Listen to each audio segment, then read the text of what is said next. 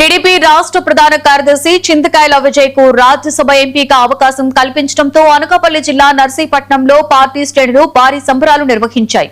TDP ప్రధాన కార్యదర్శి లాలం మురళీకృష్ణ ఆధ్వర్యంలో సీఎం చంద్రబాబు చిత్రపటానికి పాలాభిషేకం చేసి పట్టణంలో భారీ బైక్ ర్యాలీ నిర్వహించారు. నియోజకవర్గంలోని వివిధ మండలాల నుండి వచ్చిన వందలాది మంది నాయకులు, యువకులు ర్యాలీలో ఉత్సాహంగా పాల్గొన్నారు. పార్టీకి చేసిన సేవలను అధిష్టానం గుర్తించి విజయ్ కు ఈ అవకాశం కల్పించిందని టీడీపీ నాయకులు హర్షం వ్యక్తం చేశారు. ఈ సందర్భంగా సీఎం చంద్రబాబు, మంత్రి లోకేష్ లకు కృతజ్ఞతలు తెలిపారు.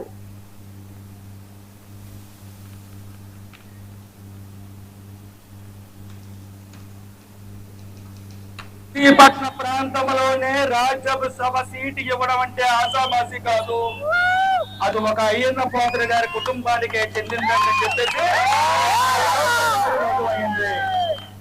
నేను ఒకటే చెప్తున్నాను. తెలుగుదేశం పార్టీలో స్వార్థం లేకుండా కష్టపడే వరకు కష్టపడే ప్రతి ఒక్కరికి కూడా తగు న్యాయం జరిగే పార్టీ ఏదైనా ఉందంటే అది ఒక తెలుగుదేశం పార్టీ అని చెప్పేసి ఈ సందర్భంగా నేను తెలియజేస్తున్నాను. ఇంకో విషయం చెప్పాలండి, రోజు మనందరికీ కూడా చాలా చాలా హ్యాపీ.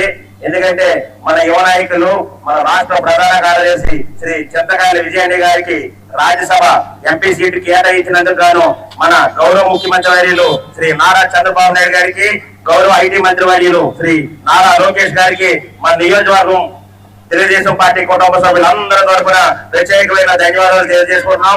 విజయ్ గురించి ప్రతి ఒక్కరికి తెలిసిందే. మరి 2014లో గానీ